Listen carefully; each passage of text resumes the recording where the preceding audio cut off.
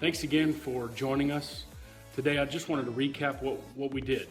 So we took a certified Angus beef, tomahawk ribeye. It was a little over 3 pounds. This thing was huge. It was so big. And I don't have the camera pointed on my shirt because I have like 2 drops of ribeye juice on my shirt after enjoying that bad boy. It was good. So getting back to the video, what we did today is we took the meat, we seasoned it up. I left it out because it was 3 pounds. I left it out and let it come up to room temperature on the counter. I didn't show that on the video, I don't think. We got the grill ready, man. We got the coals hot on one side.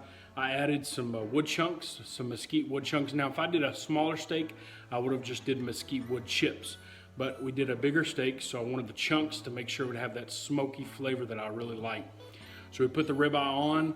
We put it on the opposite side of the coals. That's the reverse sear.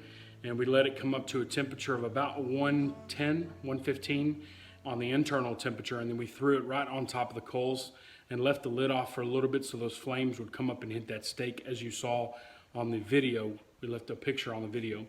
So if you never tried reverse sear, I definitely think you should. It's an interesting way to do a steak. It's different. It's not the norm, but it's good. I promise you will enjoy it. Just make sure when you get done, bring it inside, let it rest for about a good 10 minutes, 10 to 15 minutes, depending on the size of the meat, and then slice against the grain. As you saw me on the slicing video, we're slicing against the grain so we can make it even more tender.